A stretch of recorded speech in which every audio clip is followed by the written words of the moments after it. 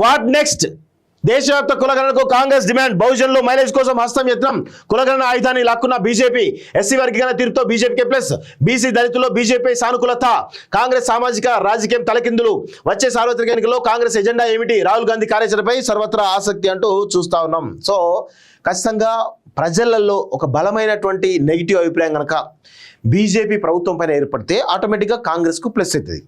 లేదంటే బీజేపీ మీద వ్యతిరేకత బలంగా రానంత కాలం కాంగ్రెస్ ఎదగడానికి స్కోప్ లేదు జాతీయ స్థాయిలో. అది 100% వాస్తవం గుర్తుపెట్టుకోవాలి. ఎందుకంటే ఇక్కడ భారతీయ జనతా పార్టీకి హిందుత్వం అనేది ఇంకా బలంగా బీజేపీకే ఉన్నది.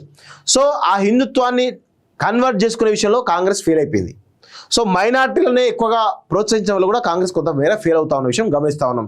సో ఈ క్రమంలో రాహుల్ గాంధీ ప్రధాన ఎజెండా ఏదైతుందో జాతీయ వ్యాప్త కులగణన ఏదైతుందో దానిపైన పెద్ద ఎత్తున చేసిండు. కానీ ఆ క్రెడిట్ను కూడా ఈరోజు బీజేపీ కొట్టుకునేటువంటి పరిస్థితి కనబడుతుంది. ఎందుకంటే జాతీయ కులగణన తర్వాత చట్టసభల్లో బీసీలకు రిజర్వేషన్ కల్పిస్తే కనుక ఖచ్చితంగా బీసీలు ఇటు ఎస్సీ వర్గీకరణతోటి ఎస్సీలో ఉన్నటువంటి మెజారిటీ వర్గాలను కూడా భారతీయ జనతా పార్టీ వైపు చూస్తే ఈరోజు బీజేపీ యొక్క మాస్టర్ ప్లాన్. సో ఆ క్రమంలో మొత్తానికైతే రాహుల్ గాంధీ పయనం ఎటువైపు, ఆయన అడుగులు ఎటువైపు, ఆయన వ్యూహాలు ఎటువైపు పోబోతున్నాయి అనేది కొంత ఆశ్చర్యకరంగా కొంత సందిగ్ధంగా కనబడతా ఉంది. చూద్దాం భవిష్యత్తులో తేలేటువంటి అవకాశం అయితే చాలా స్పష్టంగా కనబడతా ఉంది.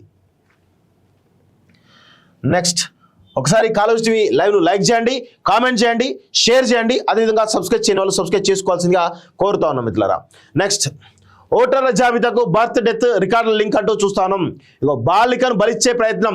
సదాశివపేటలో క్షుద్ర పూజల కలకలం. అర్ధరాత్రి సమయంలో బంగారం కోసం స్థానికుల సమాచారం. విదేశాల్లో ఉన్నత విద్యను చదువుకోవాలని అనుకుంటున్నారా? అయితే వెంటనే ఫ్లైగ్రాండ్ ఓవర్సీస్ ఎడ్యుకేషన్ కన్సల్టెన్సీని సంప్రదించండి.